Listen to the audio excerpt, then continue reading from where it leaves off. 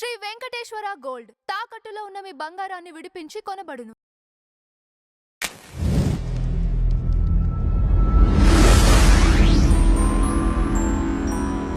మేషము వారికి ఈ యొక్క ఫిబ్రవరి మాసంలో పంచగ్రహ కూటమి ఆల్మోస్ట్ ఫిబ్రవరి 17వ తేదీ నుంచి ఒక 13 రోజుల పాటు ఉంటుంది. 17 నుంచి ఆల్మోస్ట్ ఇయర్ మంత్ ఎండింగ్ వరకు, ఆ తర్వాత 1-2 డేస్ కూడా ఉంటుంది చెప్పాలంటే. అయితే ఇక్కడ మీకు ఏలనాడు శని ఒక వైపు నడుస్తుంది ఈ ఫిబ్రవరి మాస ఫలితాల్లో. అంటే 12వ స్థానంలో శని ఉన్నాడు, 3లో గురువు, పంచమ కేతువు, అధిక గ్రహాలు లాభంలో ఉన్నాయి.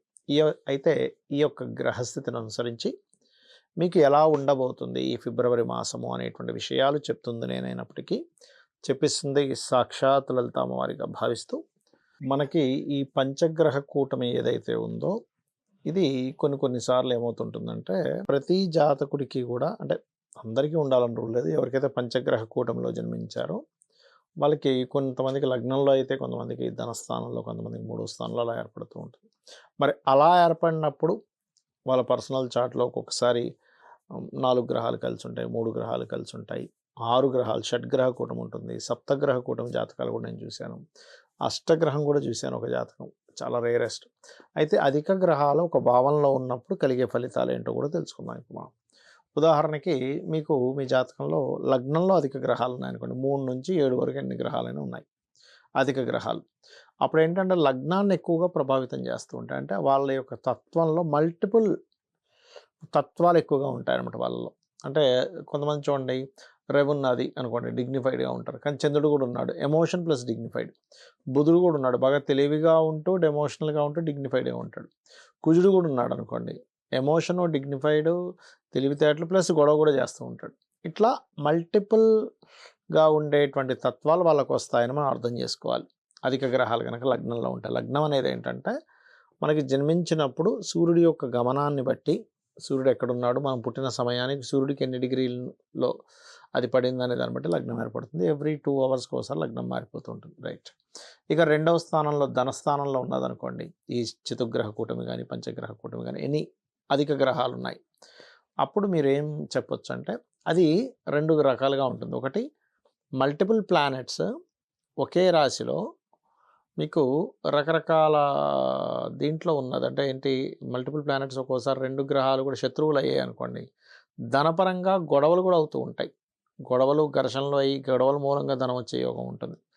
కానీ అలా కాకుండా మంచి గ్రహాలు ఉన్నాయి 2వ స్థానంలో, అధిక మార్గాలు, అంటే మల్టిపుల్ ధనయోగ అంటారు దాన్ని. అంటే ఒకటే మార్గం కాకుండా 2-3 మార్గాల ద్వారా ధనయోగం వచ్చే కాంబినేషన్ అంటారు దాన్ని. ఇక 3వ స్థానంలో అధిక గ్రహాలు ఉన్నాయనుకోండి, వాళ్ళు ఒక ప్లేస్లో ఉంటే సెట్ కాదు, వాళ్ళకి ఒక ప్లేస్ మారుతుండాలి. అలాగే మరొక విషయం ఏంటంటే, ఇక్కడ మీరు ఎప్పుడైతే ఈ రకంగా ధనయోగం ఏర్పడిందో ఇది ఏం చేస్తుందంటే కొంచెం ధైర్య సాహసాలని ఇలాంటివి కూడా ఇస్తూ ఉంటుంది. అంటే మీడియేటింగ్ ద్వారా ధనయోగం అంటారు 3rd హౌస్లో కనుక గ్రహాలు ఉంటాయి. అంటే మధ్యవర్తిత్వం ఉండడం ద్వారా, అలా అని ఎక్కడో ఎవరికో ధనం ఇప్పించే దాంట్లో సంతకం పెట్టడం కాదు. ఇక 4వ స్థానంలో గ్రహాలు ఉన్నాయనుకోండి ఉదాహరణకి, అప్పుడు ఏంటంటే పర్టికులర్గా చతుర్థ భావము అనేటువంటిది మీరు చూసుకున్నట్లయితే అసర్ట్స్ అండ్ రకరకాల విద్యలు అభ్యసించడము, చాలా విషయాలు నేర్చుకోవడం లాంటివి ఇస్తూ ఉంటుంది. ఇక పంచమంలో అధిక గ్రహాలు ఉన్నాయి, సంతాన యోగము. అయితే ఇక్కడ ఏంటంటే ఇప్పుడు మీరు అర్థం చేసుకోవాల్సింది, ఏ భావంలో ఇప్పుడు 4 అనుకున్నా 5 అనుకున్నా అక్కడ ఉండే ప్లానెట్స్ ఏంటి, 2 కూడా ఘర్షణ ఇచ్చేటువంటివి అన్నప్పుడు ఏమవుతుంది, 4లో అధిక గ్రహాలు ఉన్నాయండి, చాలా ప్రాపర్టీస్ ఉంటాయి, కానీ ఆ ప్రాపర్టీస్ అన్నీ గొడవల్లో ఉంటూ ఉంటాయి. 5లో గ్రహాలు ఉన్నాయి ఎక్కువగా, చాలా రకరకాల థింకింగ్ ప్యాటర్న్స్, క్రియేటివ్గా ఆలోచించడము, అండ్ సంతానం కూడా చక్కగా అధిక సంతానం ఉంటుంది. కానీ అక్కడ మళ్ళీ పాపగ్రహాలు, అంటే ఉదాహరణకి బుధుడు, కుజుడు, శని, కుజ, లేకపోతే కుజుడు, రాహు ఇలా ఉన్నాడు అనుకోండి, అప్పుడు ఏం జరుగుతుందంటే చాలామంది సంతానం ఉన్నారు కానీ వాళ్ళ మధ్యన గొడవలు ఉన్నాయి, చాలా ఎఫైర్స్ ఉన్నాయి కానీ వాటి వల్లే గొడవలు ఎక్కువయ్యాయి అని కూడా చెప్పొచ్చు మనం. 6లో ఇప్పుడు ఇంకోటి ఏంటి, పంచమంలో అధిక గ్రహాలు ఉంటాయి కూడా మీరు చక్కగా రుణ విముక్తి యోగము అంటారు దాన్ని. ఇప్పుడు 6లో అధిక గ్రహాలు ఉన్నాయనుకోండి, శత్రువులు ఎక్కువగానే ఉంటారు డైలీ లైఫ్లో. అంటే ఆ జాతకుడు పరాక్రమంగా ఉంటాడు, స్పోర్ట్స్ రంగాల్లో బాగా కలిసి వస్తుంది ఆ వ్యక్తికి, శత్రువుపై జయం కూడా ఉంటుందని చెప్పొచ్చు. అయితే 6లో ఉన్నప్పుడు మాత్రం కాస్త కుజుడు, రవి, శని ఇలాంటి గ్రహాలకి ఇంకా బాగా యోగిస్తుంది, రాహు ఇలాంటివి. ఇక సప్తమంలో అధిక గ్రహాలు ఉన్నప్పుడు వెంటనే ఓ సప్తమంలో ఎక్కువ గ్రహాలు ఉన్నాయండి మీకు ఎక్కువ మంది లైఫ్ పార్ట్నర్స్ ఉంటారు అనకూడదు. ఇక్కడ ఏంటంటే 12వ స్థానం కూడా పాడవ్వాలి, సప్తమం పాడవ్వాలి. అప్పుడే మనం సెకండ్ మ్యారేజ్ అవుద్ది, థర్డ్ మ్యారేజ్ అవుద్దని చెప్పొచ్చు. కాకపోతే ఏంటంటే సప్తమంలో అధిక గ్రహాలు ఉన్నందుకు సామాజికంగా ఎక్కువగా కనెక్టివిటీతో ఉంటాడని చెప్పొచ్చు. అదేవిధంగా బోల్డ్ అన్ని సంబంధాలు వచ్చాయండి మీకు వివాహం సమయంలో అనేటువంటిది కూడా మనం ప్రిడిక్ట్ చేయొచ్చు అక్కడ. అష్టమంలో అధిక గ్రహాలు ఉన్నప్పుడు మాత్రం కాస్త రీసెర్చ్ ఓరియంటెడ్ ఉంటారు కానీ కొంచెం సీక్రెసీ కూడా మెయింటైన్ చేస్తుంటారు. అలాగే వాళ్ళు ఏం చేసినా సరే డయాగ్నాటిక్ చేసేది, పిహెచ్డీస్ చేయడము, సీక్రెసీ ఇట్లాంటి వాటి ద్వారా కూడా డెవలప్ అవుతారు వాళ్ళు. అండ్ తాతగారు ఆస్తి కూడా వస్తుందని చెప్పి మనం చూసుకోవచ్చు దాంట్లో.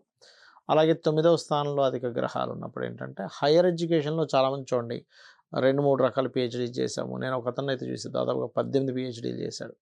అలా ఏంటంటే 9థ్ హౌస్ అనేటువంటిది ఫాదర్ హౌసు, బ్యాంకింగ్ కాబట్టి కొంచెం బ్యాంకింగ్ సెక్టార్స్‌లో బాగా రాణించడము, గురుత్వ లక్షణాలు అధికంగా ఉండడము, టీచింగ్ అండ్ ట్రైనింగ్ రంగాల్లో బాగా కలిసి రావడం అనేటువంటిది జరుగుతూ ఉంటుంది. ఈ దశమంలో అధిక గ్రహాలు ఉంటే వాళ్ళు వర్కాలిక్ ఉంటారు. అంటే మీరు ఎప్పుడూ ఏదో పని చేయాలి. పని లేకుండా మీరు ఉండలేరు గుర్తుపెట్టుకోండి. అదేవిధంగా మల్టిపుల్ వర్క్స్ కూడా చేయడం లాంటివి జరుగుతూ ఉంటాయి. ఇక లాభంలో అధిక గ్రహాలు గనక మీకు ఉన్నట్లయితే లాభస్థానము అనేటువంటిది అన్ని రకాల లాభాలు ఇస్తుంది. అందులో ఎటువంటి డౌట్ లేదు. కానీ శుక్రుడు మాత్రం ఎట్టి పరిస్థితుల్లో లాభస్థానంలో ఉండకూడదు. ఇది ప్రధానంగా గుర్తుపెట్టుకోండి. ఎందుకంటే లాభంలో ఏ గ్రహమైనా యోగిస్తుంది కానీ శుక్రుడు యోగించడు. అదేం జరుగుతుంది అంటే శుక్రుడు గనక లాభంలో ఉంటే వివాహ జీవితం విషయంలో ఇబ్బంది ఇస్తూ ఉంటుంది. ఇక 12వ స్థానంలో అధిక గ్రహాలు అనేటువంటివి మంచి గ్రహాలు గనక ఉంటే తండ్రి గారి ఆస్తి బ్రహ్మాండంగా మీకు కలిసి రావడం జరుగుతుంది. కానీ అదే 12వ స్థానంలో గనక కొంచెం పాపగ్రహ సంబంధం కూడా వచ్చినట్లయితే తండ్రి గారి ప్రాపర్టీ విషయంలో మీరు ఇబ్బంది పడుతున్నారని అర్థం చేసుకోవాలి. ఇక్కడ ఏంటంటే ప్రాపర్టీస్ విషయంలో మనకి తండ్రి గారిది కానీ తాతగారిది కానీ మీరు తీసుకొని దానిలో మళ్ళీ మీరు నివాసం ఉండేటప్పుడు ఈ జాగ్రత్త చూసుకోవాలి. అంటే ఏంటంటే 12వ స్థానంలో మంచి గ్రహాలు ఉన్నాయి, ఫైన్, మీరు చక్కగా తండ్రి గారి ఆస్తి మీరు అనుభవించవచ్చు. అలా కాకుండా 12వ స్థానాధిపతి పాడయ్యాడు, 12వ స్థానంలో ఉండే గ్రహాలు కూడా పాపగ్రహాలు ఉన్నప్పుడు తండ్రి గారి ప్రాపర్టీ మీరు తీసుకొని అనుభవిస్తున్నప్పుడు ఇబ్బంది పడుతూ ఉంటారు. అలాంటప్పుడు దాన్ని అమ్మేసి కూడా తీసుకోవాలి. ఇదే ఫార్ములా మనకి అష్టమ స్థానంలో అంటే తాతగారి ఆస్తి విషయంలో కూడా తెలుస్తూ ఉంటుంది. ఈ రకంగా ఈ ప్రాపర్టీ విషయంలో ఇప్పుడు తల్లి యొక్క తండ్రి, తల్లి యొక్క తల్లి అనుకోండి, అంటే అమ్మమ్మ యొక్క ఆస్తి మీకు వచ్చిందనుకోండి, అప్పుడు సప్తమ స్థానం చూడాలి. అలా ఒక్కొక్క దీన్ని బట్టి ఉంటుందన్నమాట. అయితే ఇక్కడ మీరు ఒకటే అర్థం చేసుకోండి, మీకు జన్మజాతకంలో అధిక గ్రహాలు ఎక్కడుంటే ఆ యొక్క భావం ఎక్కువగా అది ప్రెజర్ అయి ఉంటుంది అనే విషయాన్ని మీరు అర్థం చేసుకోండి. దాని ప్రభావం ఎక్కువగా ఉంటుంది. అయితే ఇట్స్ డిపెండ్ ఆన్ అది ఏ గ్రహం ఉంది, రవ, చంద్రుడా, బుధుడా, కుజుడా, శుక్రుడా, శన అనే దాని మీద ఆధారపడి ఉంటుంది. ఏ భావంలో అయితే అధిక గ్రహాలు ఉన్నాయో ఆ భావ అధిపతి కూడా బాగుండాలి. సరే ఇవేమీ తెలియదు నాకు, అసలు జన్మజాతకమే తెలియదు అన్నప్పుడు లలిత సహస్రనామాల్లో కొన్ని ఇంప్రూవ్మెంట్స్ చేసుకోవడానికి కొన్ని నామాలు ఉంటాయి. ఇప్పుడు ఫైనాన్షియల్ అనుకోండి, ఓం సంపత్కరీ సమారూఢ సింధుర వ్రజ సేవితాయ నమః, లేదా ఓం ధర్మాధ్యక్ష ధనాధ్యక్ష ధనధాన్య వివర్ధినే నమః.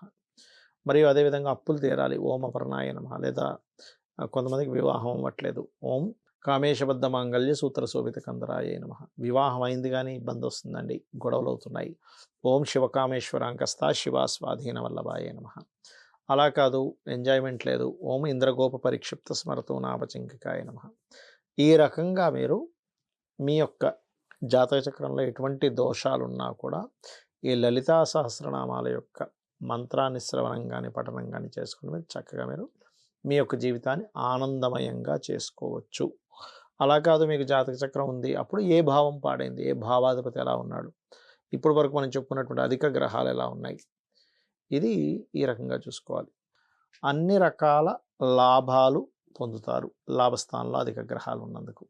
అదేవిధంగా కాస్త ఎవరికైనా అంటే ఈ షేర్ మార్కెటింగ్ ఇట్లాంటి విషయాల్లో ధనాన్ని వెచ్చించేటువంటి విషయంలో మాత్రం కాస్త జాగ్రత్తగా ఉండండి. ప్రధానంగా ఈ మాసంలో, అది కూడా సెకండ్ హాఫ్లో, ఫస్ట్ హాఫ్లో కాదు సెకండ్ హాఫ్లో గుర్తుపెట్టుకోండి. కాకపోతే ఫస్ట్ హాఫ్లో మాత్రం కొంచెం అప్పు మూలంగా ధనం లభించడము ఇటువంటివన్నీ కూడా లభిస్తాయి. కాకపోతే మీకు గురువు 3లో ఉన్నాడు కాబట్టి మధ్యవర్తిత్వంగా వెళ్ళి ఎవరికైనా ఏదైనా మనీ ఇవ్వడం, మనీ తీసుకునేటువంటి విషయాల పట్ల కాస్త జాగ్రత్తగా ఉండండి. నిర్ణయాలు ఏవైనా తీసుకునేటప్పుడు ఒక్కసారి గణపతిని తలుచుకొని నిర్ణయం తీసుకోండి. అయితే ఎప్పుడైతే మీకు దశమ స్థానంలో ఇంతకాలము ఉండి 4వ స్థానాన్ని చూస్తాడో, మీరు ఏదైనా ప్రాపర్టీస్ తీసుకునేది ఉంటే గనక ఫస్ట్ హాఫ్‌లోనే తీసుకోండి. ఈ మంత్‌లో ఫిబ్రవరి 15 లోపలే తీసుకోండి. 15 దాటినప్పటి నుంచి 17వ తేదీ నుంచి అన్నీ లాభంలోకి వస్తాయి కాబట్టి ఫస్ట్ హాఫ్‌లో తీసుకోవడమే మంచిది. అంటే ఏదైనా వాహనం కావచ్చు, గృహం కావచ్చు, ఏదైనా కానీ సెకండ్ హాఫ్‌లో అస్సలు పనికిరాదు, గుర్తుపెట్టుకోండి. ఇక అదే విధంగా గమనించినట్లయితే వివాహ సంబంధించినటువంటి విషయాలైతే కుదురుతాయి. కాకపోతే ఏలినాటి శని నడుస్తూ లాభంలో కూడా వెళ్ళి శని ఉన్నాడు శుక్రుడు ఉన్నాడు కాబట్టి కొంచెం 12లో శని, లాభంలో శుక్రుడు ఉన్నాడు కాబట్టి కొద్దిగా ఎవరినైనా వివాహం చేసుకునేటువంటి విషయంలో అనుకూలత ఉంటుంది. కానీ వివాహం తర్వాత ఉండేటువంటి జీవిత విషయంలో మాత్రం కొంచెం స్ట్రెస్ ఉంటుంది. ప్రధానంగా తొందరపడేటువంటి ఇన్వెస్ట్మెంట్స్ చేయకండి. ఎందుకంటే మీకు 12లో శని, ఏలినాటి శని నడుస్తుంది కాబట్టి వీలైనంత మటుకు నువ్వులు దానము, నూనె మీకు దగ్గరలో ఆలయాల్లో ఉండేటువంటి వాటికి నూనె ఇవ్వడం దానం చేస్తూ ఉండండి. కాస్త పిల్లలు అంటే ఈ చదువుకునేటువంటి పిల్లలు కాస్త చదువు మీద కాన్సంట్రేషన్ తగ్గిస్తుంటారు. ఈ ఫిబ్రవరి మాసం సెకండ్ హాఫ్ నుంచి కొంచెం దాని మీద కాస్త శ్రద్ధ వహిస్తూ ఉండాలి. ఇక మీరు నిత్యము చేయవలసిన దేవతారాధన సూర్య భగవానుని ఎక్కువ ఆరాధించండి మరియు గణపతిని ఎక్కువ ఆరాధించండి. శ్రీమాత్రే నమః.